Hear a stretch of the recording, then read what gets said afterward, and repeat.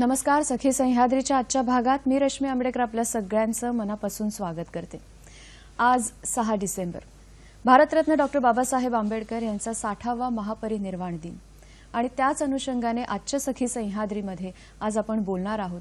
त्यांच्या स्मृतीला विनम्र अभिवादन आपण करणार आहोत आणि त्यांचे सगळेच विचार एकंदरीत त्यांनी जे मांडले ते सगळ्या समाजासाठी कसे उपयुक्त ठरतात, प्रत्येकाचा विकास साधण्यासाठी ते किती महत्त्वाचे आहेत, या सगळ्या विषयावर या सगळ्या मुद्द्यांवर आपण आजच्या कार्यक्रमामध्ये बोलणार आहोत, चर्चा करणार आहोत.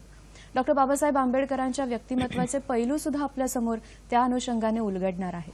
आणि हे सगळं करण्यासाठी आपल्याबरोबर तज्ज्ञ म्हणून आपण 2 पाहुण्यांना बोलवलं आहे. आज आपल्याबरोबर आहेत प्रल्हाद लुलेकर सर. नमस्कार सर. कार्यक्रमात तुमचं मनापासून स्वागत करते. सर माजी प्राध्यापक होते डॉक्टर बाबासाहेब आंबेडकर मराठवाडा विद्यापीठ इथे आणि आता परीक्षा नियंत्रक म्हणून ते कार्यरत आहेत संदीप विद्यापीठ नाशिक इथे. आणि त्यांच्याबरोबर आज आपल्या दुसऱ्या तज्ज्ञ आहेत ॲडव्होकेट अभया सोनवणे. नमस्कार मॅडम, आपलं सुद्धा कार्यक्रमात स्वागत. डॉक्टर बाबासाहेब आंबेडकर महापरिनिर्वाण दिन समन्वय समितीच्या त्या सदस्या म्हणून कार्यरत आहेत. आणि ही दोन्हीही तज्ज्ञ मंडळी डॉक्टर बाबासाहेब आंबेडकरांचे विचार, त्यांनी वेगवेगळ्या लोकांसाठी कशा कशा पद्धतीने कार्य केलं, कोणते कोणते विचार मांडले, ते सगळं आपल्यापर्यंत पोहोचवणार आहेत. जर तुम्हाला सुद्धा चर्चेत सहभागी व्हायचं असेल, काही प्रश्न विचारायचे असतील तर तुम्ही जरूर सहभागी होऊ शकता, आम्हाला फोन करू शकता. त्यासाठी 88050 आपला एसटीडी कोड आहे. जी मंडळी मुंबईच्या बाहेरून फोन कॉल्स करणार आहेत त्यांच्यासाठी आणि मोबाईलच्या माध्यमातून जी बोलणार आहेत त्यांच्यासाठी. जेव्हा तुम्ही फोन कराल तेव्हा काही गोष्टींची काळजी आपण नेहमीप्रमाणे घेत असतोच, ती आजही घेणार आहोत. आजचा आपला जो विषय आहे तो विषयच इतका छान आहे, सर्वांपर्यंत पोहोचणार आहे. आज आपण अनंत पैलूंचा सामाजिक योद्धा असं नाव दिलेलं आहे डॉक्टर बाबासाहेब आंबेडकर. आणि त्यांचे हे जे अनंत पैलू आहेत आणि समाजासाठी त्यांनी कोणतं कोणतं कार्य केलं त्याच्या अनुषंगाने आजच्या कार्यक्रमात बोलणार आहोत. तर या विषयाच्या अनुषंगाने जर बोललात, असे प्रश्न विचारलेत तर आपली चर्चा अधिकाधिक खुलत जाणार आहे, नव्या नव्या गोष्टींची माहिती आपल्याला मिळणार आहे. त्यामुळे विषयाला धरूनच आजचे प्रश्न विचारा आणि फोन कराल तेव्हा जिथे मोबाईलचं नेटवर्क चांगलं असेल तिथे जाऊन जर तुम्ही मोबाईलच्या माध्यमातून बोललात तर तुमचा आवाज मध्ये कट होणार नाही. आणि जेव्हा फोन कराल तेव्हा टीव्हीचा आवाज मात्र पूर्णतः बंद ठेवलात तर आपली चर्चा खुलत जाईल, कारण तुमचा आवाज इथे नीट पोहोचेल. आजच्या आपल्या कार्यक्रमाला, आजच्या चर्चेला आपण सुरुवात करूया. अनंत पैलूंचा सामाजिक योद्धा असं आपण टायटल दिलं आहे आजच्या कार्यक्रमाचं. आणि आपण जेव्हा बाबासाहेब आंबेडकरांच्या विचारांबद्दल बोलतो तेव्हा ते सगळ्यांसाठी आहेत असं सुद्धा आपण नेहमी म्हणत असतो. ते कसं काय आपण म्हणू शकतो सर, काय सांगाल? बाबासाहेब आंबेडकर म्हणजे दलितांचे नेते, दलितांचे कैवारी किंवा भारतीय राज्यघटनेचे शिल्पकार एवढ्या सीमित अर्थानं बाबासाहेबांकडे पाहू नये. बाबासाहेबांनी दलितांसाठी काम केलं ही गोष्ट खरीच आहे, बरोबर.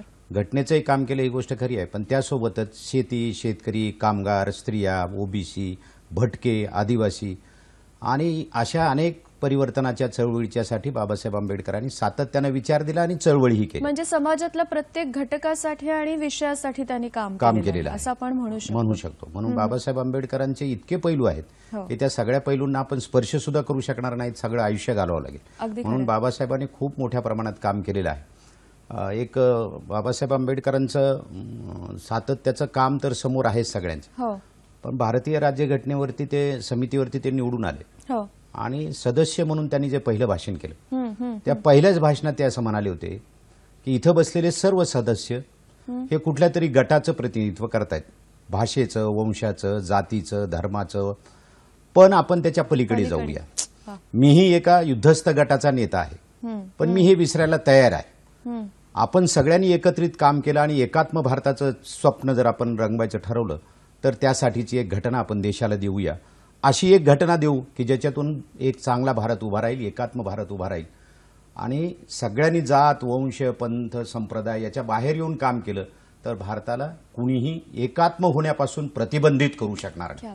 अत्यंत सुंदर असं 55 मिनिटाचं भाषण बाबासाहेब आंबेडकरांनी केलं आणि त्यावेळेला सभागृहात सगळ्यांनी टाळ्या वाजवल्या की बाबासाहेबांचं हे जे म्हणणं आहे की सगळ्या देशाचं, एकात्म देशाचं एक चित्र बाबासाहेबांनी त्यावेळेला घटना समितीमध्ये मांडलं होतं. मॅम, तुम्हाला काय वाटतं की हे विचार खरंच कालातीत आहेत आणि ते सर्वांसाठी आहेत? काय सांगाल तुम्ही ह्याच्याबद्दल?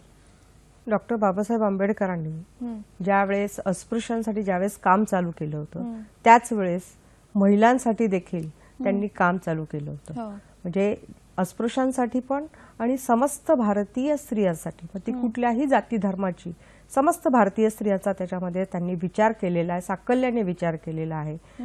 त्याच वेळेस ज्या वेळेस महिला घराच्या बाहेर पडत नव्हत्या त्यावेळी डॉक्टर बाबासाहेब आंबेडकरांनी महिलांना संघटित केलेलं आहे, महिलांना संघटित होण्याचा संदेश दिलेला आहे. 1935 साली महाडला ज्यावेळेस खूप मोठ्या प्रमाणात महिला म्हणजे जवळजवळ 5,000 तरी महिलांची संख्या असेल, त्यावेळेस त्यांनी महिलांचं संघटन करून महिलांसमोर महिलांनी कशी आपली उन्नती करावी, आर्थिक उन्नती, त्यावेळेस कुठलंच साधन नव्हतं, परंतु कसं राहावं, कसं स्वच्छ राहावं, महिलांनी पुढे कसं जावं, शिक्षणावर भर कसा द्यावा, आपली मुलं कशी शिकवावी, ह्या दृष्टिकोनातून महिलांचं संघटन प्रथमतः त्यांनी केलेलं आहे. बरोबर, कारण स्त्री ही अत्यंत महत्वाची घटक असते आपल्या समाजामध्ये, बरोबरीची घटक आहे, त्याच्यामुळे तिचा विचार सुद्धा तेवढाच महत्वपूर्ण पद्धतीने झाला पाहिजे.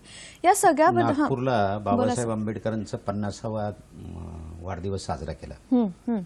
त्या वाढदिवसाच्या वेळेला स्त्रियांची संख्या खूप होती. बाबासाहेब खूप घाईत होते. अच्छा. पण तरी त्यांना मुक्काम करायची नव्हता, पण स्त्रियांची उपस्थिती पाहून ते म्हणाले मी थांबतो. आणि संध्याकाळी वेगळी सभा स्त्रियांची घेतली. तर त्या सभेमध्ये बाबासाहेबांनी स्त्रियांनी राजकारणामध्ये, समाजकारणामध्ये, अर्थकारणामध्ये, एकूण सामाजिक परिवर्तनाच्या चळवळीमध्ये कसं यावं या संदर्भात फार सुंदर मार्गदर्शन केलेलं. पण हे सगळं होण्यासाठी त्यांनी मुळातच आधी शिका हा खूप महत्वाचा संदेश सगळ्यांना दिलेला आहे की शिक्षण खूप महत्वाचं ठरतं. काय सांगाल? शिकणं आणि त्यांनी को एज्युकेशन घेणं, अच्छा, ही गोष्ट बाबासाहेब आंबेडकरांना फार महत्वाची वाटत होती. बर. आणि म्हणून स्त्रियांनी पदवीपर्यंत शिक्षण किमान घेतलं पाहिजे, म्हणजे मुला मुलींनी एकत्र शिकलं पाहिजे आणि तेही पदवीपर्यंत घेतलं पाहिजे. अगोदर त्यांचं शिक्षण थांबू नये या पद्धतीचा विचार बाबासाहेब आंबेडकरांनी सातत्यानं मांडलेला आहे असं आपल्या लक्षात. मॅम, मग हे शिक्षण जेव्हा स्त्रीसाठी खुलं झालं, ही दालनं तिच्यासाठी जेव्हा खुली झाली, तेव्हापासून आजपर्यंत आपण एवढी मोठी प्रगती केली, त्याचं सगळं श्रेय आपण अशाच सगळ्या थोर समाज सुधारकांना दिलं पाहिजे. काय सांगाल तुम्ही याच्याबद्दल? अगदी बरोबर आहे. डॉक्टर बाबासाहेब आंबेडकरांनी राजमाता आपल्या जिजाऊ सावित्रीबाई फुले, महात्मा ज्योतिबा फुले आणि राजा राममोहन राय आगरकर यांची कृती आणि आचार विचार, ह्या आचार विचारांनाच डॉक्टर बाबासाहेब आंबेडकरांनी संविधानाच्या माध्यमातून जी समानता दिलेली आहे आणि त्या समानतेला डॉक्टर बाबासाहेब आंबेडकरांनी स्त्री पुरुष समानता, बरोबर, लिंगभेद नसावा हे देखील त्यांनी घटनेमधून मांडलेले आहे. आणि त्या दृष्टिकोनातूनच आज आपण पाहतो की समानता, स्त्री पुरुष समानता आल्यामुळेच आज महिलांमध्ये किती मोठ्या प्रमाणात प्रगती झालेली आहे. आज कुठलं असं क्षेत्र आहे जर महिलांना संधी दिली तर त्या संधीचं त्या सोनं करीत आहेत. आज कुठलंही क्षेत्र पहा जे डॉक्टर, इंजिनियर, वकील, IAS ऑफिसर, इंजिन ड्रायव्हर, आज कुठलंही जे पुरुषही मानलं जातं, इंजिन ड्रायव्हर, रिक्षा ड्रायव्हर, ह्या मोठमोठ्या ज्या गोष्टी आहेत, किंवा सैन्य आहे, कॅप्टन आहेत, वैमानिक आहेत, कुठलंही क्षेत्र असं पाठीमागे ठेवलेलं नाहीये स्त्रियांनी. स्त्रियांना जी समान संधी मिळालेली आहे, पण ही समान संधी डॉक्टर बाबासाहेब आंबेडकरांनी जे हिंदू कोड बिल त्यावेळेस पास झालं नाही, हिंदू कोड बिलमध्ये डॉक्टर बाबासाहेब आंबेडकरांनी स्त्री हक्कांचा, समानतेचा पुरस्कार केला होता. त्यावेळेस ते संमत झालं नाही, परंतु ते टप्प्याटप्प्याने ते संमत झालं आणि घटनेमध्ये त्यांनी स्त्री पुरुष समानता दिल्यामुळेच आजची स्त्री, आज राष्ट्रपती स्त्री झालेल्या आहेत, पंतप्रधान स्त्री झालेल्या आहेत, मुख्यमंत्री स्त्री होत आहेत. आज कुठलंही क्षेत्र, ग्रामपंचायतीपासून ते राष्ट्रपती पदापर्यंत, सामाजिक, आर्थिक आणि राजकीय क्षेत्रामध्ये अनेक ह्याच्यामध्ये स्त्रिया पुढे आहेत. त्यामुळेच फक्त समानता मिळाली म्हणून घटनेच्या द्वारे आधार देशामध्ये, म्हणजे इंग्लंड सारखा देश ज्याची लोकशाही सगळ्यात जुनी आहे असं समजलं जातं, तिथे अमेरिकेत स्त्रियांना मैदानात यावं लागलं मतदानाच्या अधिकारासाठी सुद्धा. बरोबर. आणि मतदानासाठी आपल्याकडे केवढं मोठं कार्य त्यांनी केलं. आपल्याकडे सहज बाबासाहेबांनी स्त्रियांना मतदानाचा अधिकार दिलेला आहे. त्यामुळे समानतेच्या, बाबासाहेबांना सुरुवातीपासून स्त्रियांची बाजू घेत होते, स्त्रियांच्यासाठी संघर्ष करत होते असं आपल्या लक्षात येईल. बरं, एक साधा प्रसंग सांगतो मुद्दा म्हणून लोकांना माहित व्हावं. किंवा बाबासाहेब आंबेडकर आपलं कामगार मंत्री असताना ते धनबादला गेले. अच्छा.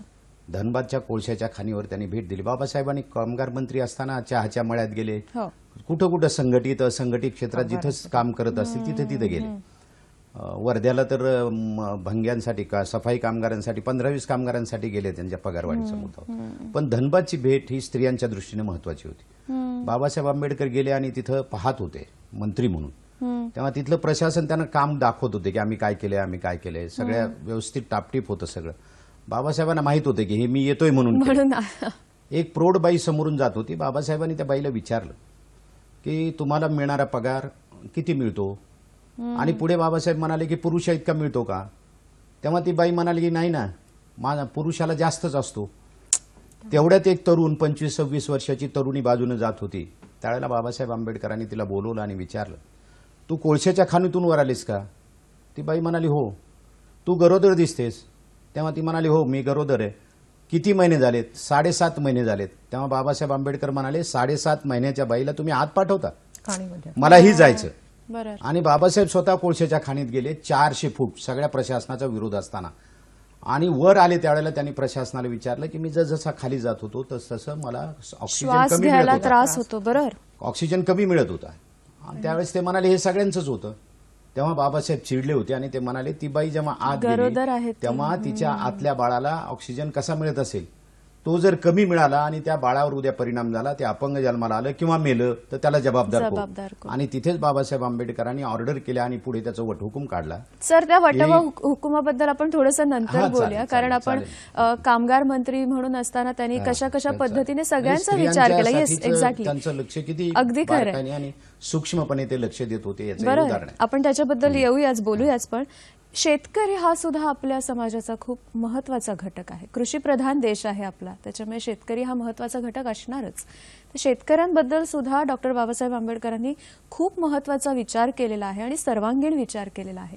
त्याच्याबद्दल बाबासाहेब आंबेडकरांनी 2 पद्धतीने शेतकऱ्यांच्या बद्दल आणि शेतीच्या बद्दल विचार केला. एक संशोधन केलं आणि दुसऱ्या बाजूला प्रत्यक्ष चळवळी केल्या. आणि मंत्री झाल्यानंतर प्रत्यक्ष कामही बाबासाहेब आंबेडकरांनी केलं. बरं.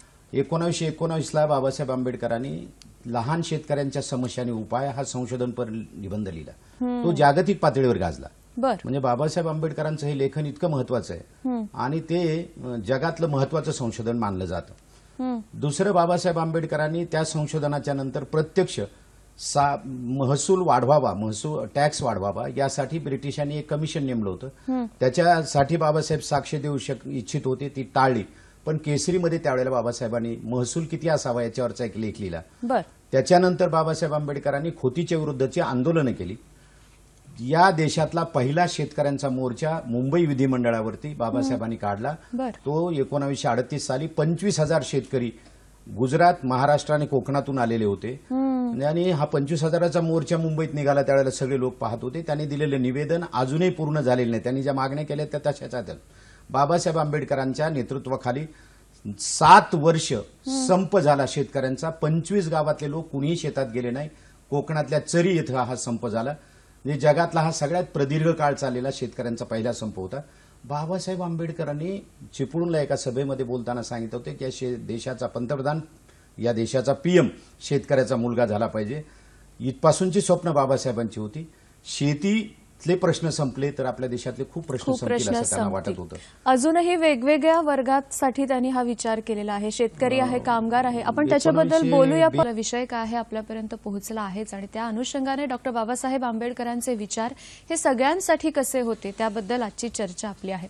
कार्यक्रमातला पहिला फोन घेऊया. विकास जाधव आपल्याशी बोलतात. नमस्कार. हॅलो सर, माझा असा प्रश्न आहे की डॉक्टर बाबासाहेब एक मोठे अर्थतज्ञ होते. तर बाबासाहेबांचे नोटाबंदीविषयी काही विचार सांगू शकाल का? बर, छान प्रश्न विचारलाय. काय सांगाल सर? त्यावेळेला भारतीय नाणं हे सोन्याचं होतं आणि ब्रिटिश सरकारांनी त्यावेळेस ठरवलं होतं की सोन्याचं नाणं बदलायचं आणि ते कागदी करायचं किंवा धातूचं करायचं. त्यावेळेला जगभर त्याची चर्चा झाली की भारतातलं सोन्याचं नाणं बंद करणं बरोबर होणार नाही. काही म्हणत होते बदललं पाहिजे. बाबासाहेब आंबेडकरांनी सांगितलं की सोन्याचं नाणं बदला, कशाचंही करा, धातूचं करा नाही तर कागदाचं करा, पण त्याची किंमत कमी होऊ देता कामा नये. बरोबर. कोणतं नाणं वापरलं, कोणत्या नोटा आणल्या, काय आणल्या याच्यापेक्षाही त्याची किंमत कमी होऊ नये. ते जर जागतिक पातळीवर कमी झालं तर गरीब माणूस महागाईनं मरून जाईल आणि मोठ्या लोकांचं फावेल. त्यामुळं त्याचं धोरण नीट ठरवलं पाहिजे अशी भूमिका अर्थशास्त्रज्ञ म्हणून बाबासाहेब आंबेडकरांनी घेतली होती. बरोबर आहे. फक्त चलन तुम्ही त्याचं कुठलं त्याची पद्धती बदलू शकता, मूल्य फक्त बदलता हा कामा मूल्य बदलता कामा नये. जागतिक पातळीवर त्याचं तेवढंच मूल्य जर राहिलं. कमी झालं तर महागाई वाढते, अगदी खरं. श्रीमंताचं फावतं आणि गरीब माणूस अगदी मरतो. खरं. अशा बरं. पद्धतीची एक भूमिका बाबासाहेब आपण आंबेडकर मगाशी विशेष म्हणजे प्रॉब्लेम ऑफ रुपी या संदर्भात त्यांनी वाचावं. बरं, आपण शेतीबद्दल बोलत होतो, शेतकऱ्यांबद्दल. त्याबरोबरीने पाटबंधारे आहेत, ऊर्जा आहे, या सगळ्याचा सुद्धा त्यांनी विचार केला होता. 1942ला जगाच्या पातळीवर चर्चा सुरू झाली की पाणी जपलं पाहिजे. बरोबर आहे. आणि जगात पाण्याचा विचार सुरू झाला. त्यावेळेला ब्रिटिश सरकारनं पाटबंधारे खातं निर्माण केलं आणि देशाचे पहिले पाटबंधारे मंत्री बाबासाहेब आंबेडकर झाले. त्यामुळे पहिले पाटबंधारे मंत्री म्हणून बाबासाहेब आंबेडकरांनी देशाला पाण्याचं एक धोरण दिलं. बर, बहुउद्देशीय जल धोरण बाबासाहेबांनी ठरवून दिलं आणि त्याच्यामध्ये वैज्ञानिक दृष्टिकोन पहिल्यांदा या देशाला मिळाला. बरोबर. पाण्याचा नौकानयनासाठी उपयोग करता आला पाहिजे, ऊर्जा निर्मितीसाठी उपयोग करता आला पाहिजे, शेतामध्ये ते गेलं पाहिजे, पिण्यासाठी देता आलं पाहिजे. अशा अनेक अर्थानं पर्यटनाची स्थळं तिथं निर्माण करता आली पाहिजे धरणाच्या ठिकाणी. अशा पद्धतीने त्यांनी प्लॅन निर्माण केला. एवढंच नाही तर जल ऊर्जा आयोग जो स्थापन केला तो आजही तसाच आहे. तीच रचना आहे, ती बाबासाहेबांनी पहिल्यांदा आपल्याला दिली. बाबासाहेबांच्या काळामध्ये हिराकुंड धरण निर्माण झालं. ते 4 वर्ष पाटबंधारे मंत्री असताना. दामोदर खोरे योजना, सोन नदीचं खोरं, हे त्याच्यानंतर टिकापार, महानदीवरचं नीरज धरण, चंबळ नदीवरचं धरण, ही सगळी बाबासाहेबांनी केली. तुंगभद्राचं धरण. मग बाबासाहेबांनी फार मोठं काम केलं आणि खूप मोठे प्लॅन त्यांनी देशाच्या सर्व नद्यांवरचे करून ठेवलेले आहेत. यातून ऊर्जा निर्माण केली पाहिजे, कारण आपल्याकडचा कोळसा चांगला नाही. त्यामुळे पाण्यातूनच वीज निर्माण केली पाहिजे आणि वीज स्वस्त दिली पाहिजे. त्याच्यावर लावलेले सगळे कर अनिष्ट असतील असं बाबासाहेब म्हणाले होते, कारण गरिबांना ते परवडलं पाहिजे. म्हणून केंद्राच्या नियंत्रणात, राज्याच्या नियंत्रणामध्येच वीज निर्माण झाली पाहिजे. महाराष्ट्र राज्य वीज मंडळ वगैरे ही जी नावं आहेत ती बाबासाहेबांनी दिली आहेत. अच्छा. राज्य वीज मंडळ वगैरे ही नावं बाबासाहेबांची आहेत. आणि म्हणून या पद्धतीनं बाबासाहेबांनी पहिले ऊर्जा मंत्री म्हणून आणि पाटबंधारे मंत्री म्हणून देशाला एक धोरण दिलं असं आपल्याला लक्षात येतं. आपण आणखीनही गोष्टींकडे वळणार आहोत, पण रवींद्र कुडाळकर आपल्याशी पुण्याहून बोलतायत. नमस्कार सर. हॅलो. हा, नमस्कार. बोला. डॉक्टर प्रल्हाद लुलेकर सर, मी आपला एक नियमित चाहता आहे. आपली व्याख्यानं पण ऐकलेली आहेत आणि आपलं लिखाणही वाचलेलं आहे. खूप अभिमान वाटतो आज तुम्हाला या व्यासपीठावर पाहताना आणि ऐकताना. सर, माझे 3 प्रश्न आहेत तुम्हाला. पहिला प्रश्न असा आहे लुलेकर सर की एक सामाजिक योद्धा म्हणून त्या काळात बाबासाहेबांना जे स्ट्रगल करावं लागलं ते कशा प्रकारचं होतं आणि ही आव्हानं त्यांनी कशी पेलली, हा पहिला प्रश्न. दुसरा प्रश्न माझा असा आहे की समाजामध्ये अन्याय होणं किंवा उत्पन्नाची साधनं न मिळणं आणि त्या अनुषंगानं मग नैसर्गिकपणे उत्पन्नाची विषमता समाजात निर्माण होणं, याबद्दल बाबासाहेबांचे विचार त्या काळात काय होते. आणि तिसरा प्रश्न असा की युवकांना मार्गदर्शन करण्यासाठी राजकीय नेतेगिरी होण्याच्या दृष्टीने आणि एक समाजसेवक म्हणून त्या काळात बाबासाहेबांनी गावोगावी व्याख्यानं युवकांना दिलीत, याबद्दल आपणास काय वाटतं? धन्यवाद. धन्यवाद सर.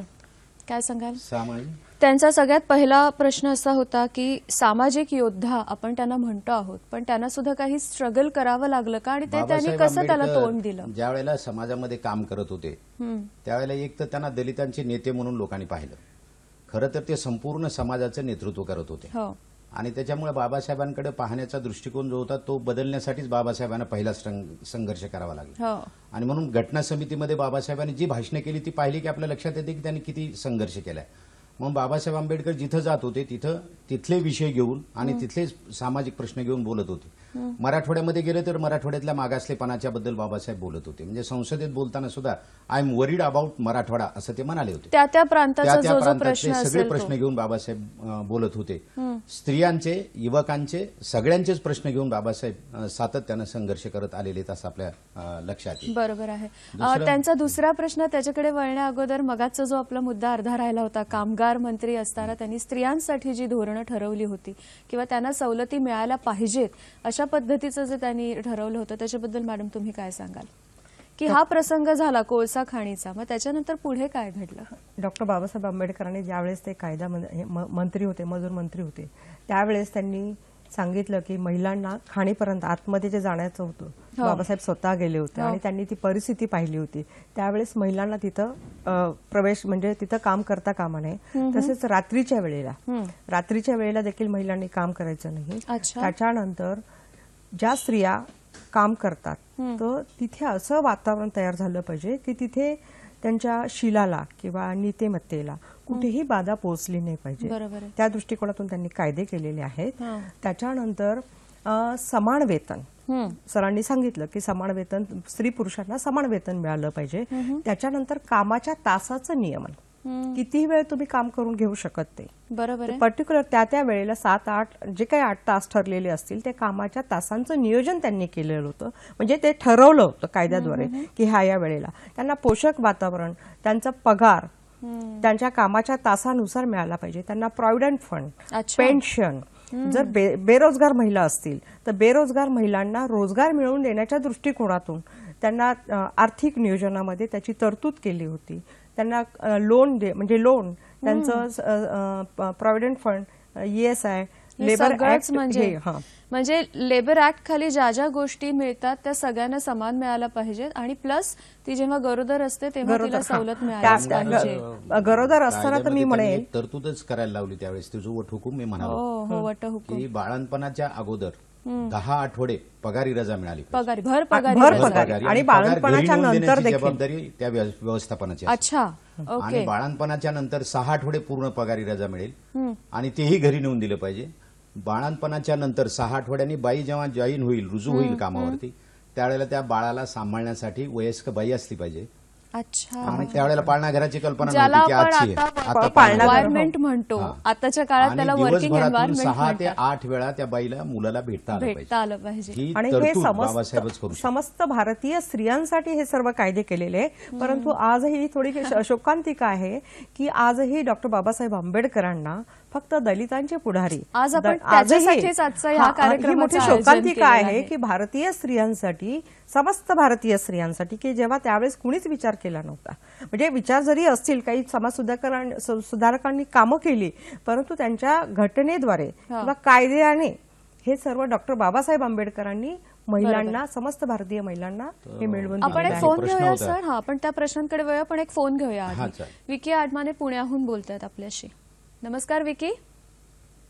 अच्छा, त्यांच्याशी संपर्क आता तुटलाय, कदाचित नंतर पुन्हा होऊ शकतो. युवकांच्या संदर्भातला प्रश्न होता की युवकांनी राजकारणाच्या संदर्भात यावं की नाही. एकंदरीत युवकांना काय मार्गदर्शन करायचं असं त्यांनी बाबासाहेब विचारलेलं आहे. आंबेडकरांनी नागपूरलाच स्वतंत्र युवकांची बैठक घेऊन मार्गदर्शन केले. ते भाषण उपलब्ध आहे. मग त्याच्यामध्ये युवक युवती दोन्ही आले. म्हणजे त्याच्यात ते फरक नव्हता. दोन्ही मिळून युवकच बाबासाहेब संबोधित होते आणि त्यांना मार्गदर्शन केलं होतं की देशाच्या स्थितीचा नीट अभ्यास करा. दुसरी बाब अशी की तुम्हाला राजकारणात यायचं असेल तर त्याचाही अभ्यास करा. सगळ्यात महत्वाचं तुम्हाला कायदे माहीत पाहिजेत, लोकांचे प्रश्न माहीत पाहिजेत आणि या दोन्हीची सांगड घालून तुम्हाला कायदेशीर व्यासपीठ जी आहेत तिथं तुम्हाला बोलता आलं पाहिजे. आणि त्यासाठी बाबासाहेब आंबेडकरांची एक फार छान कल्पना होती की राजकारणात येणाऱ्यांना आपण प्रशिक्षण दिलं पाहिजे.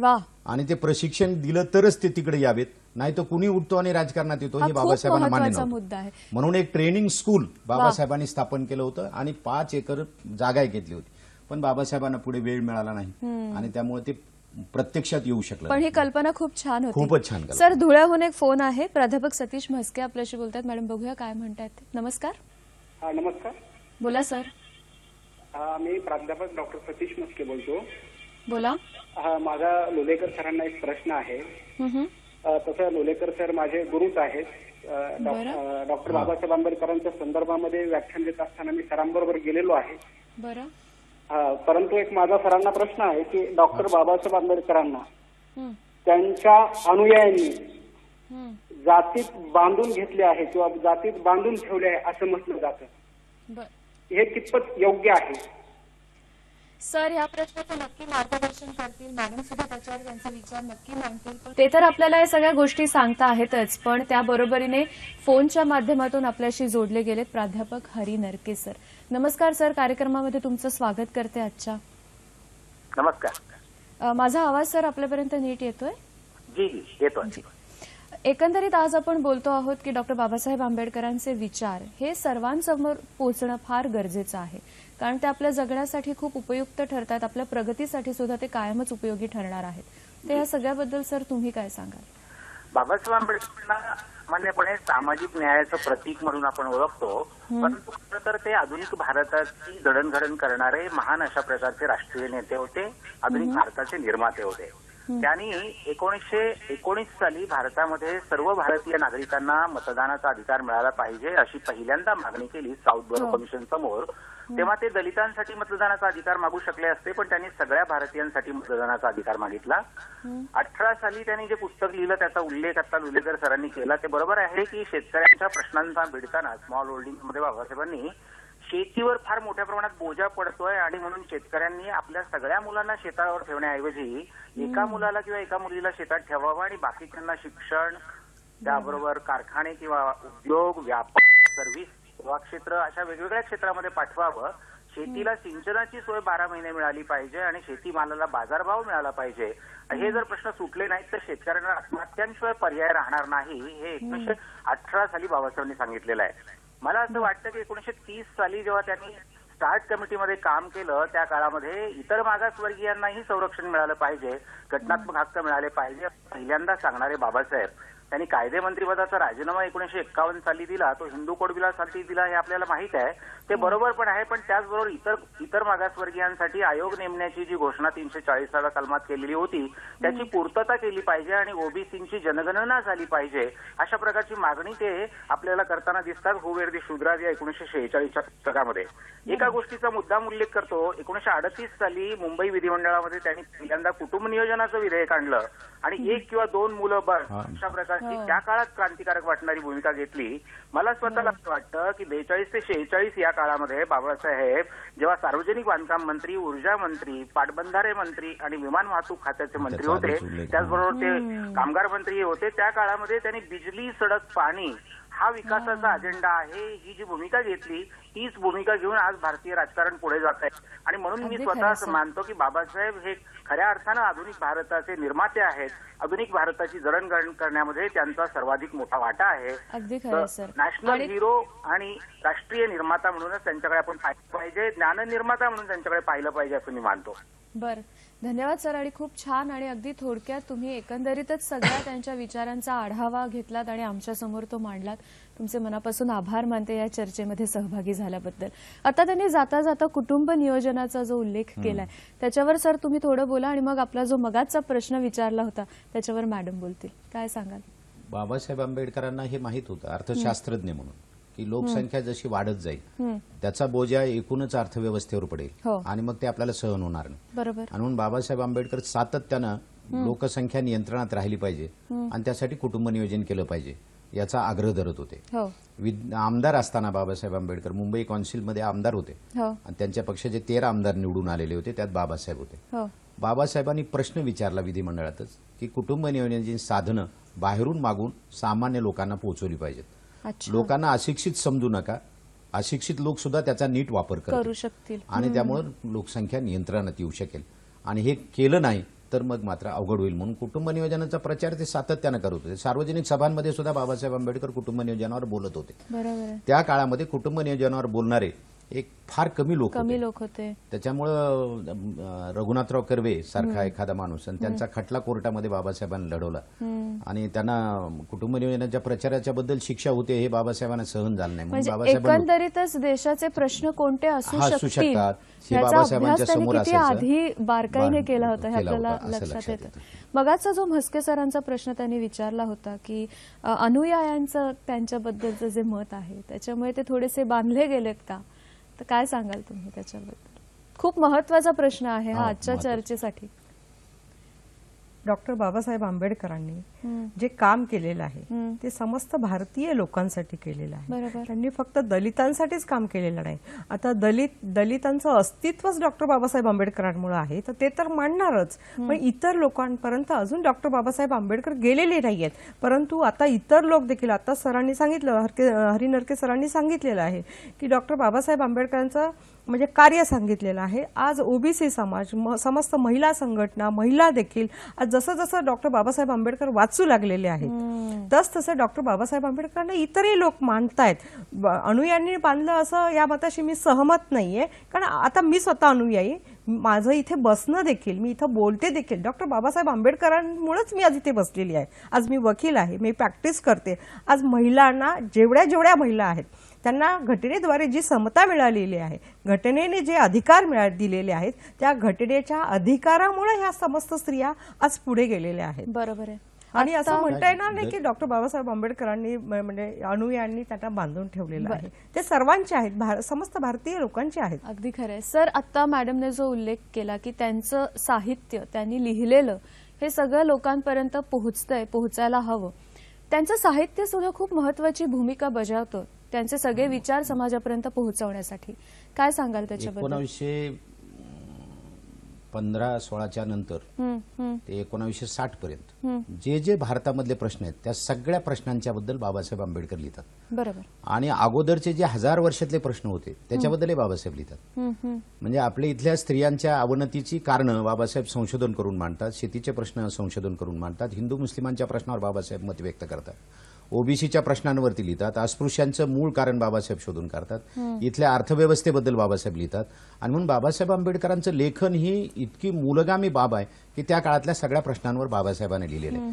ते लिहिण्याबरोबरच बाबासाहेब आंबेडकरांनी मराठीमध्ये साहित्य जे निर्माण होतं त्याच्याबद्दलची मतं व्यक्त केलेली आहेत. बाबासाहेब स्वतः समीक्षक होते, त्यांनी समीक्षा लिहिलेली आहे. म्हणून बाबासाहेब आंबेडकरांनी मध्ययुगीन साहित्य वाचलं, आधुनिक साहित्य वाचलं, राम गणेश गडकर यांचं नाटक त्यांनी वाचलेलं होतं. म्हणजे ज्ञानेश्वर, नामदेव, महानुभव साहित्य हे सगळं वाचलं, त्याच्याबद्दलची मतं व्यक्त केलेली आहेत. आणि म्हणून बाबासाहेब आंबेडकर हे सगळीकडे असा दूरदृष्टी असलेला नेता आहे. मगाशी जो प्रश्न होता की दलितांचे बांधून ठेवला वगैरे, तर दलितांचं अस्तित्व बाबासाहेबांमुळे निर्माण झालं. त्यामुळे दलित बाबासाहेबांना मोठं मानणारच, आपला नेता मानणारच, आपलं दैवत मानणारच. किंबहुना पारंपरिक भाषा जी बाबासाहेबांना मान्य नव्हती त्या भाषेत सांगता येईल की बाबासाहेबांच्या दृष्टीने ते परमेश्वर आहेत म्हणून हे म्हणणारच. पण परिवर्तनाच्या चळवळीतल्या अनेक लोकांनी बाबासाहेबांना समजून घेतलं, जातीच्या बाहेर सुद्धा. हे आपण जरा समजून घेतलं पाहिजे. अजून एक बाब, काही अजूनही आपल्यामधल्या जातीचे अंश शिल्लक आहेत. बरं, आपण सगळेजण बऱ्यापैकी जातीवादी असतो, त्यामुळे बाबासाहेबांकडे जातीच्या दृष्टिकोनातून पाहण्याचा भाग आहे तो जाईल क्रमानं असं आपण अपेक्षा करायला काहीच हरकत नाही. किंजल पांचाळ आपल्याशी बोलतीये, आणि मी बोलतीये असं म्हणण्यामागचं कारण छोटीशी आपली प्रेक्षक आहे ती. नमस्कार किंजल. नमस्कार, मी किंजल पांचाळ औरंगाबादहून बोलते. माझा प्रश्न डॉक्टर प्रल्हाद दुलेकर यांना आहे. डॉक्टर बाबासाहेब आंबेडकर यांचे शालेय शिक्षणासाठी काय नियम होते, काय अचीव झालं पाहिजे? धन्यवाद. धन्यवाद किंजल. थँक्यू. शाळेत जाणारी ही आपली प्रेक्षक आहे छोटीशी, आणि तिने शिक्षणाबद्दलचा प्रश्न विचारला आहे. बाबासाहेबांचं शालेय शिक्षणाच्या बद्दलचं, प्राथमिक शिक्षणाबद्दल, माध्यमिक शिक्षणाबद्दल अत्यंत स्पष्ट मत होतं की इथे सगळ्या सुविधा उपलब्ध झाल्या पाहिजेत आणि उत्तम शिक्षक त्यांना मिळाले पाहिजेत. शालेय सुविधा जितक्या चांगल्या असल्या पाहिजेत तितक्याच शिक्षकही चांगले मिळाले पाहिजेत. या मुलांची जडणघडण तिथं नीट होते, त्यामुळे त्यांचा अभ्यासक्रम नीट ठरवला पाहिजे आणि त्यांना पुढे येण्याच्या दृष्टिकोनातून नवा वैज्ञानिक दृष्टिकोन त्यांच्यामध्ये रुजवण्याच्या दृष्टीने बाबासाहेबांनी फार छान पद्धतीने विचार केलेला होता. आणि म्हणून औरंगाबादमध्ये त्यांनी प्राथमिक शाळा सुद्धा सुरू केली होती आणि या पद्धतीने बाबासाहेब विचार करत होते. बरोबर आहे. सर, प्रज्ञाशील, करुणा, मॅडम, हे गुण प्रत्येकामध्ये असले पाहिजेत असा आग्रह होता त्यांचा. जेव्हा आपण प्रज्ञाशील, करुणा म्हणतो आहोत तेव्हा नेमकं आजच्या घडीमध्ये काय साध्य करायचं आपल्याला, काय सांगाल? कारण हे असायलाच हवेत असा त्यांचा आग्रह असायचा, ते स्वतः तसे वागले. कारण काय सांगाल? डॉक्टर बाबासाहेब आंबेडकरांनी प्रज्ञाशील, करुणा, आज डॉक्टर बाबासाहेब आंबेडकर ज्यावेळेस काम करत होते त्यावेळेस देखील त्यांचा अन्वित छळ झालेला आहे, परंतु त्यांनी करुणा दाखवली आणि करुणेच्या माध्यमातूनच समस्त भारतीय स्त्रियांचा त्यांनी विचार केलेला आहे. आणि प्रज्ञा तर जागवल्याशिवाय आपण पुढे जाऊ शकत नाही. एक गोष्ट सांगू इच्छिते. ज्यावेळेस सरांनी सांगितलं नागपूरची सभा झाली तर तिथं 20 ते 25 हजार महिला होत्या. तर त्या महिलांमध्ये प्रज्ञा जागवण्यासाठी, चेतना जागवण्यासाठी त्यांनी सांगितलं होतं की तुम्ही अस्पृश्य आहात आणि अस्पृश्याच्या पोटी जन्म झालेला मूल देखील अस्पृश्यच होणार आहे, त्याला अस्पृश्य म्हटलं जाणार आहे. तेव्हा तुम्ही शिकलं पाहिजे. तुमच्या पोटी जन्म झालेलं मूल तुम्ही जर शिकलात तर त्या मुलाला देखील एक चांगली प्रतिष्ठा लाभेल, ते मूल देखील चांगल्या प्रकारे शिकेल.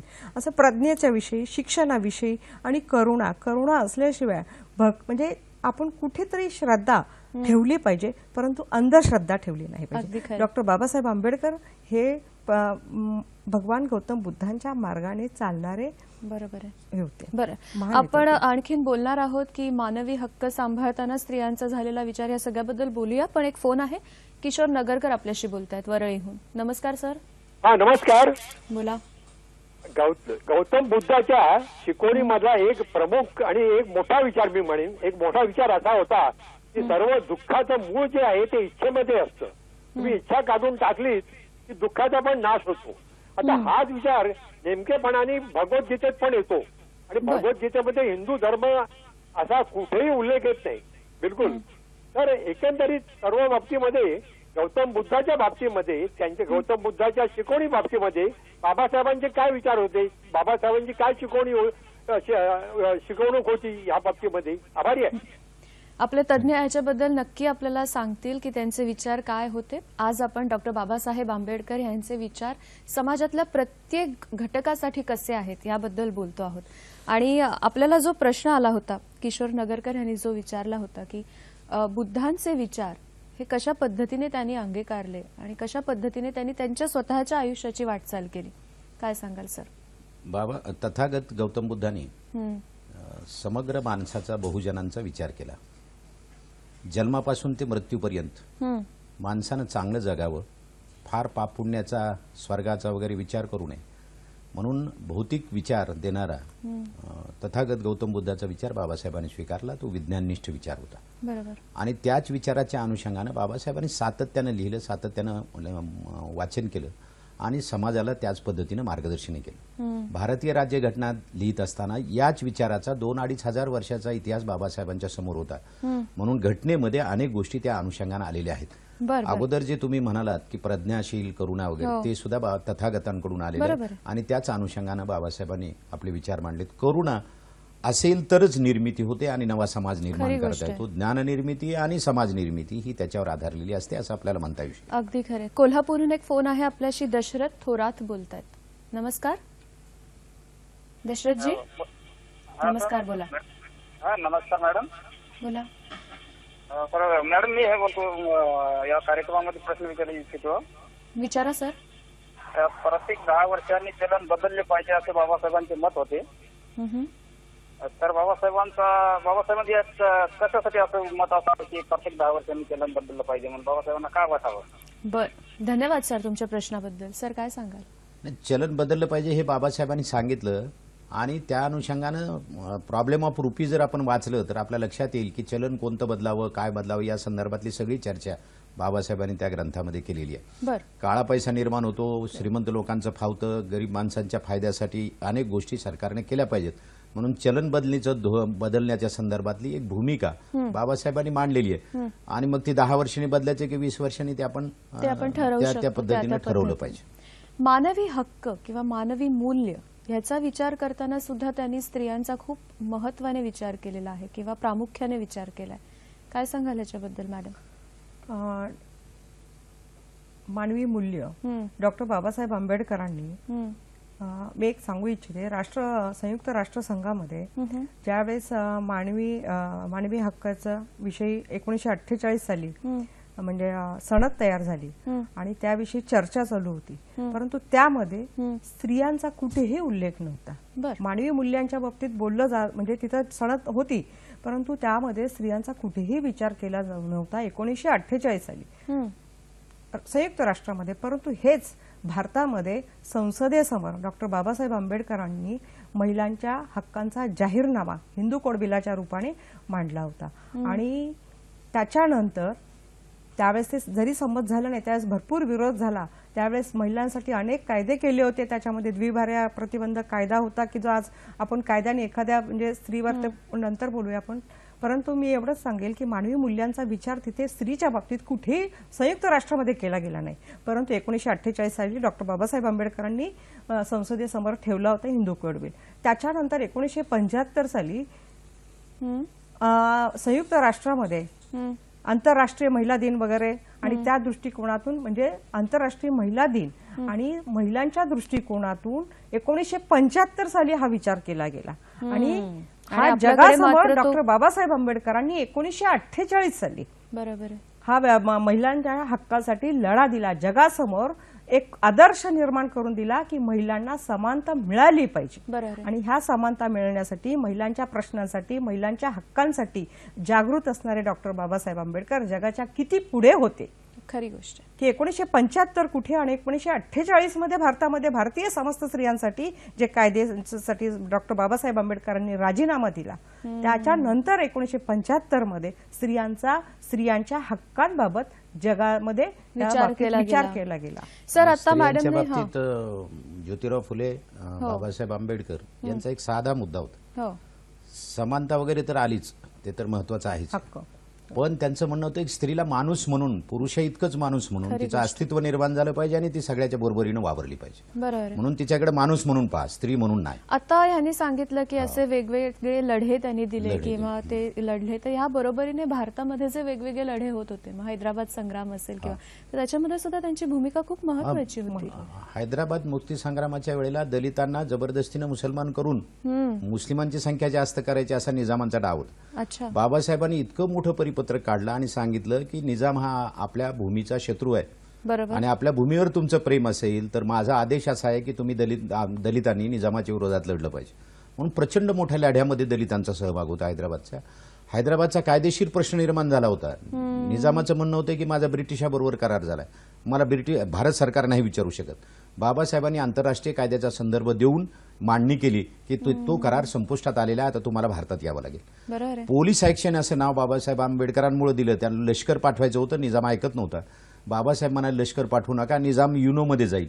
आणि मग बाबासाहेबांनी पोलीस ऍक्शन असं नाव दिलं आणि त्यामुळे कायदेशीरदृष्ट्या बाबासाहेबांनी फार मोठा सल्ला नेहरू आणि पटेलांना दिला. म्हणून बाबासाहेबांचं फार मोठं योगदान आहे. त्यांचा कायद्याचा स्वतः त्यांचा अभ्यास होता. कायदेतज्ञ म्हणून बाबासाहेबांनी हे सगळं केलं. बाबासाहेबांना मराठवाड्यात सभा घ्यायला बंदी केली होती निजामानं.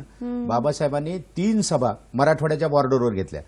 त्यातली कन्नडच्या जवळची सभा, चाळीसगावच्या जवळ, चाळीसगाव आणि कन्नडच्या मधली, तिथून जय भीम शब्द सुरू झाला. अच्छा अच्छा. ते फारच महत्वाचा स्पॉट झाला. त्यामुळे तिथल्या कार्यकर्त्यांनी आजपासून आपण जय भीम म्हणायचं असं सांगितलं बाबासाहेबांच्या उपस्थितीत. त्यामुळे जय भीम हा भारतभर तिथून पोहोचलेला शब्द आहे. आपला एकतर हे कार्यक्रम आणि आपला हा कार्यक्रम तुम्हाला कसा वाटतो ते आम्हाला तुम्ही कळवत असता, तुमच्या प्रतिक्रिया आमच्यापर्यंत देत असता.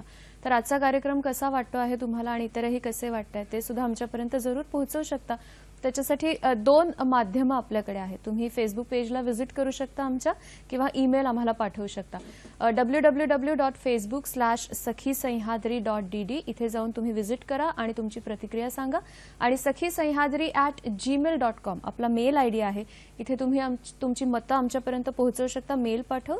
आणि जे बाकीचे आपले कार्यक्रम असतात वेगवेगळ्या दिवसांचे, तर त्यासाठी जर तुम्हाला काही प्रश्न विचारायचे असतील तर ते सुद्धा या ईमेलच्या माध्यमातून तुम्ही आमच्यापर्यंत नक्की पोहोचवू शकता. सर, कार्यक्रम अगदी आता समारोपाच्या दिशेने आला आहे, तर जाता जाता आपल्याकडे 3-4 मिनिटं आहेत अजून, तर जाता जाता तुम्ही दोघंही काय सांगाल एकंदरीत डॉक्टर बाबासाहेब आंबेडकरांचे विचार आज आपण ज्याच्यावर बोलतो आहोत ते? 2 मिनिटं मॅडम तुम्ही आणि 2 मिनिटं सर बोलतील. सांगा, काय सांगाल? डॉक्टर बाबासाहेब आंबेडकरांना महापरिनिर्वाण दिनी जर आदरांजली व्हायची असेल तर सर्वांनी शिक्षण घेणं महत्वाचं आहे. शिक्षित झालं पाहिजे. डॉक्टर बाबासाहेब आंबेडकरांनी महिलांना त्यावेळेस त्यांनी सांगितलं होतं की लग्न होतं तर लग्न करताना तुम्ही जो आपला पती असतो त्या पतीला तुम्ही सहचारी म्हणा, मित्र म्हणा, आणि त्यांच्या प्रत्येक निर्णयामध्ये, प्रत्येक कार्यामध्ये, म्हणजे प्रत्येक निर्णयामध्ये त्यांच्या पाठीशी खंबीर उभ्या राहा. तुमचा सहभाग त्यात असला पाहिजे. तुमचा सहभाग असू द्या. तुम्ही त्याची मैत्रीण बना, त्याच्या पाठीशी खंबीर उभे राहा आणि संसार करा. परंतु जर गुलामगिरी करत असाल तर गुलामगिरीला मात्र विरोध करा. अगदी हे डॉक्टर बाबासाहेब आंबेडकरांनी सांगितलं. परंतु शिक्षण हे वाघिणीचं दूध आहे. प्रत्येकाने, स्त्रीने, मुलीने, सगळ्यांनी शिकलंच पाहिजे. शिक्षणाशिवाय पर्याय नाही हे त्यांनी. आणि हा अजूनही हा संघटित केलं पाहिजे. कालातीत आहे हा विचार, नाही का? कायम स्वरूपी आपल्या बरोबर राहणार आहे. सर, तुम्ही तर पुस्तक लिहिलेलं आहे त्या अनुषंगाने. अनंत पैलूंचा सामाजिक योद्धा हे पुस्तक लिहिलं. याच्या सगळ्या लोकांनी महाराष्ट्रात याचा खूप चर्चा केली. 5 आवृत्त्या झाल्या. बाबासाहेब आंबेडकरांना आज अभिवादन करताना मी असं म्हणेल की बाबासाहेब आंबेडकर या देशातल्या सगळ्या जनतेचा विचार करत होते. त्यांच्या संस्थेचं नावच पीपल्स आहे, कारण जनता महत्वाची असं त्यांच्याकडे सातत्यानं होतं. भारतीय राज्यघटनेत मतदानाचा सगळ्यांना अधिकार देण्याचा उद्देशच हा होता. आता पालावर, तांड्यावर, पाड्यावर सगळीकडे आता बाबासाहेब आंबेडकरांचा हा विचार गेलाय की आम्हाला जो अधिकार दिलाय त्याचं कारण हे आहे. तो सुरुवातीच्या काळामध्ये गेला नाही. मतदानाचा अधिकार आहे, आपण मतदानाला गेलं पाहिजे एवढंच लोकांना वाटत होतं. पण आता माझा मतदानाचा हक्क मीच वापरणार आहे असंही आपल्याला दिसतं. त्यावेळेला स्त्रियांना मतदानाचा अधिकार द्यायला विरोध झाला, अशिक्षितांना द्यायला विरोध झाला. बाबासाहेब आंबेडकरांनी ठामपणे प्रौढ मताधिकार दिला पाहिजे असं म्हटलं. आणि त्यावेळेस त्यांनी म्हटलं होतं, शिकलेल्या माणसांच्याकडे जसं शहाणपण असतं तसं न शिकलेल्यांच्याकडेही अधिक शहाणपण असतं, हे आपण समजून घ्यावं आणि सगळ्यांना मतदानाचा अधिकार द्यावा. आणि म्हणून बाबासाहेब आंबेडकरांनी भारतीय राज्यघटनेचा प्रारंभ करताना जी प्रास्ताविका लिहिली आणि त्यातलं पहिलं वाक्य किंवा एकूण प्रास्ताविका एक महाकाव्य जे प्रत्यक्षात आणायचे आपल्या समोरचं उद्दिष्ट आहे, we the people of India. म्हणून या देशातल्या संपूर्ण जनतेचा विचार करणारा हा महापुरुष आहे आणि म्हणून तो राष्ट्रनिर्माता आहे. आणि म्हणून त्या राष्ट्रनिर्मात्याचा नीट विचार आपण सगळ्यांनी एकदा केला पाहिजे. आता नव्या पिढींमध्ये जातीपातीच्या पलीकडे जाऊन बाबासाहेब महापुरुष आहे ही गोष्ट पोचते आहे.